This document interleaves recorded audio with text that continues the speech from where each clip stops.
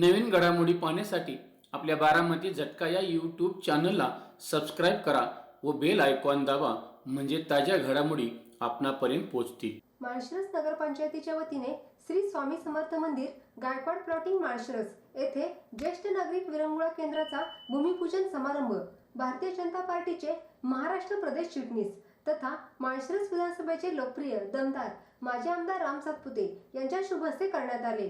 ज्येष्ठ नागरिक हे आपल्या कुटुंबाचे आणि समाजाचे अनुभव संपन्न मार्गदर्शक असतात. त्यांच्या आयुष्यभराच्या अनुभवांना सन्मान देत त्यांना विरंगुळ्यासोबतच आपुलकीने संवाद साधता यावा, सामाजिक सहभाग वाढवता यावा आणि आनंदाचे क्षण एकत्र अनुभवता यावेत, यासाठी ज्येष्ठ नागरिक विरंगुळा केंद्र उभारण्यात आले आहे. लोकप्रिय दमदार माजी आमदार राम सातपुते यांनी कुदळ मारून भूमिपूजन केले.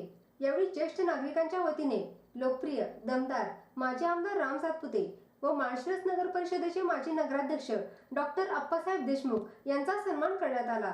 ज्येष्ठ नागरिक संघटनेचे ज्येष्ठ नेते ॲडव्होकेट पी कुलकर्णी दादा यांचा वाढदिवस असल्याने माजी आमदार राम सातपुते यांनी त्यांचा सत्कार केला. यावेळी माळशिरस नगर परिषदेचे आजी माजी पदाधिकारी यांच्यासह ज्येष्ठ नागरिक मोठ्या संख्येने उपस्थित होते.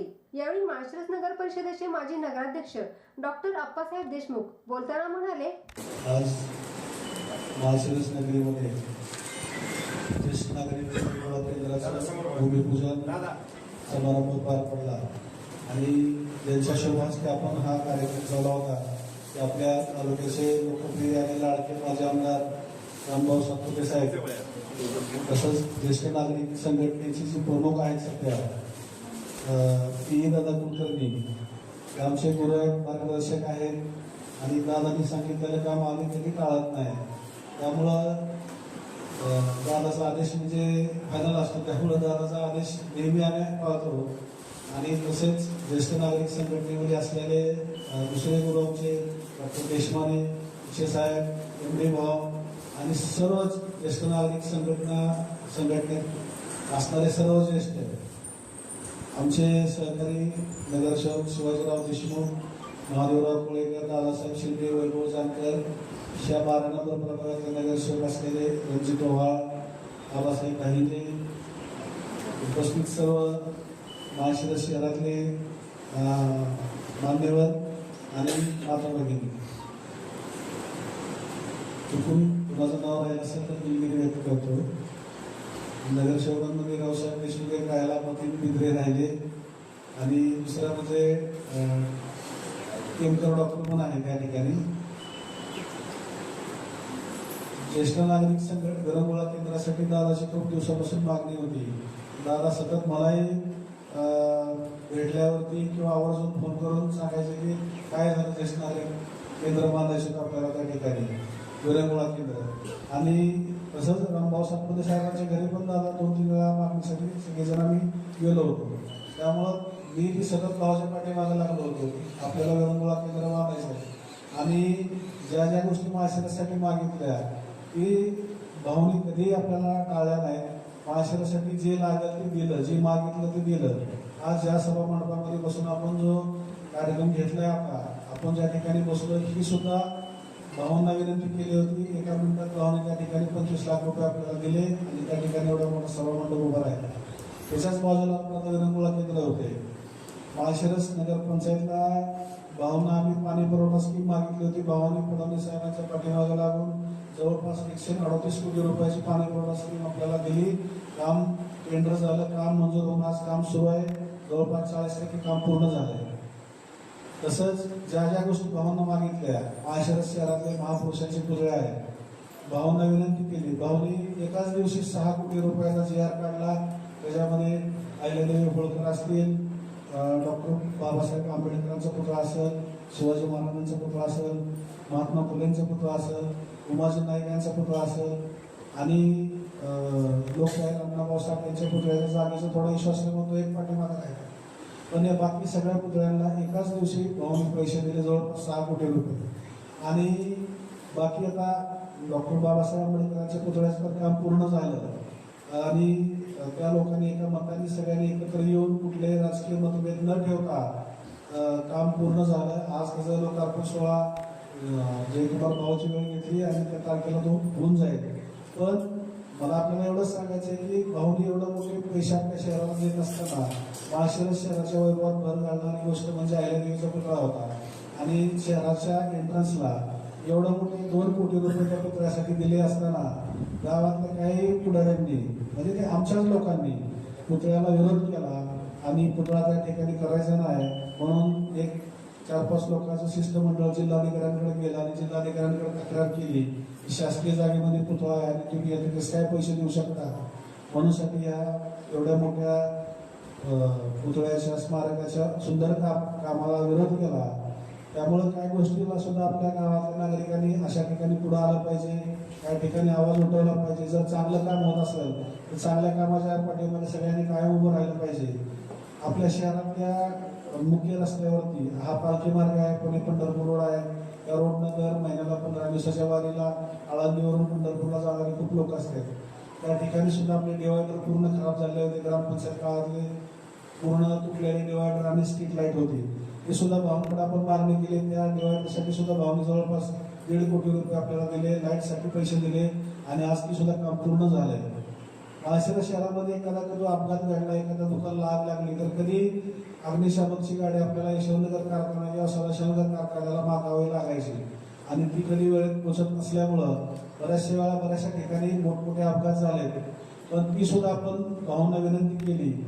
आपली लोकसंख्या बसत नसताना सुद्धा भावांनी मुंबईमध्ये त्याचा पाठपुरावा केला आणि जवळपास 1 कोटी रुपयाची गाडी आणि गाडी लावायचं ऑफिस म्हणजे गाडी लावायचं पार्किंग आणि त्या ठिकाणी त्या स्टाफचं ऑफिस ती 1 कोटी रुपये असे जवळपास 2 कोटी रुपये भावाने आपल्याला त्या ठिकाणी मंजूर करून दिले आणि आज ती काम आज पूर्ण झालं. त्याचा सुद्धा आपण लोकार्पण सोहळा लवकरच घेतोय. असे अनेक कामं भावना ज्या वेळेला माळशिरस शहरातला कुणीही माणूस काम सांगायला जाईल त्याला कधी रिकाम्या हाताने भावनी परत पाठवलं नाही. लाईटचे विषय असतील, ट्रान्सफॉर्मरचे विषय असतील. आता आपल्या शहरामध्ये मेगा कंपनीने जे अकलूज रोड मसूर रोड जे बनवला त्या रोडच्या बाजूला खूप वर्षापासून लाईट लावलेले होते पण लाईट चालू स्थितीत नव्हते कारण ती लाईट चालू करून नगरपालिकेकडे हँडओव्हर करायची होती. पण त्या कंपनीने अद्याप लाईट चालू केली नव्हती आणि आपल्या ताब्यात दिली नव्हती. ती सुद्धा आम्ही भावांकडे वेळोवेळी मागणी केल्यानंतर भावांनी 200चा ट्रान्सफॉर्मर आपल्याला त्या ठिकाणी दिला. म्हणजे ती तर खरं ते कंपनीच्या एस्टिमेटमध्ये होतं, कंपनीनेच करायला पाहिजे होतं. ती काम सुद्धा आपण भावाच्या पाठीमागे लागून तो लाईटचा 200चा ट्रान्सफॉर्मर मंजूर करून घेतला आणि आज आपण पालखीच्या वेळेस ती लाईट पण चालू केली. काही ठिकाणी खूप दिवस झाल्यामुळं केबल तुटलेले आहेत, ती दुरुस्त करायची राहिली पण ती लवकरच राहिलेली सुद्धा लाईट चालू होईल. अशा अनेक गोष्टी आहेत. भाव आता तुम्हाला माळशिरस शहरातनं दोन्ही निवडणुकीला म्हणजे विधानसभेला आणि लोकसभेला दोन्ही निवडणुकीला माळशिरस शहराने आपल्या भाजपच्या पाठीमागे खंबीरपणे उभा राहिलेत. जरी सगळेच लोक तिकडे असतील, सगळे पुढारी तिकडे असतील तरी सुद्धा लोकसभेला 500 मताचं लीड माळशिरस शहराने दिलेलं आहे आपल्या भाजपला आणि आपल्या निवडणुकीला विधानसभेला 2250 मताचं लीड आपल्याला माळशिरस शहरातून मिळालेलं आहे. त्यामुळं भाव माळशिरस शहर आपल्या पाठीमागे खंबीरपणे उभा आहे. माळशिरस शहर हा भाजपचा बालेकिल्ला आहे. त्यामुळं आम्ही तुम्हाला तेवढ्याच हक्काने निधी मागणार आहे. आता आमच्या बऱ्याचशा मागण्या आहेत पण आजच सगळ्या मागून म्हणजे आपल्याला अडचणी टाकणार नाही. त्यामुळे जशा टप्प्याटप्प्यानं शक्य होईल तसं आपल्याकडनं काय राहिलेली कामं करून घेणार आहे. तरी सुद्धा भाव निवडणूक डिसेंबर-जानेवारीमध्ये लागतील. माळशिरस शहरातल्या 2 स्मशानभूमीचा मुख्य विषय आहे.